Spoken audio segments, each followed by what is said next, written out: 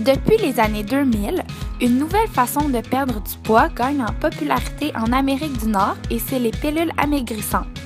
Nous nous sommes alors demandé si ces pilules étaient efficaces et comment fonctionnent-elles sur notre corps.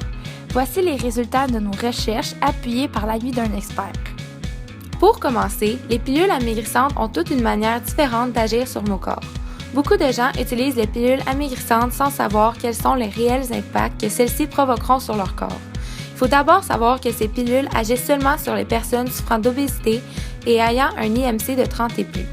Donc, ces pilules n'ont aucun effet sur les personnes ayant seulement quelques livres en trop. Nous nous demandions comment ces pilules agissaient sur notre corps et si les spécialistes de la santé les recommandaient. Nous sommes donc allés voir un pharmacien afin qu'il réponde à nos questions.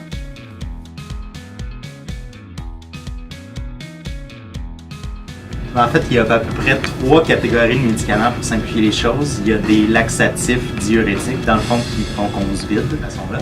Il y a les médicaments qui vont être stimulants, donc dans le fond, qui vont faire battre le cœur beaucoup plus rapidement. C'est souvent des produits qui sont bourrés de caféine ou des dérivés de caféine. La troisième catégorie, qui est selon moi la moins pire, mais pas l'idéal, c'est des produits qui sont comme une résine. Et quand on les prend, puis qu'on prend avec beaucoup d'eau, ça gonfle, ça fait comme une masse de gelée dans l'estomac, puis ça fait qu'on est comme plein plus rapidement.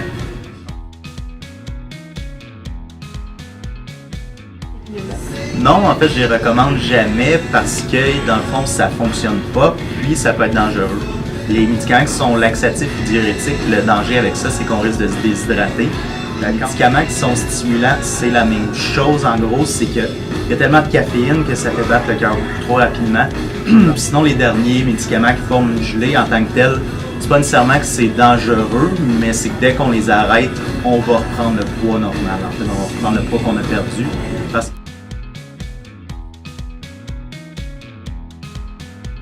Il faut aussi prendre en considération que ces pilules ont énormément d'effets néfastes sur notre santé, probablement plus qu'ils ont d'effets bénéfiques. Il faut alors faire très attention en prenant ce genre de produits. Certaines personnes misent seulement sur ces médicaments pour leur perte de poids, ce qui les amène à faire un abus de ces pilules.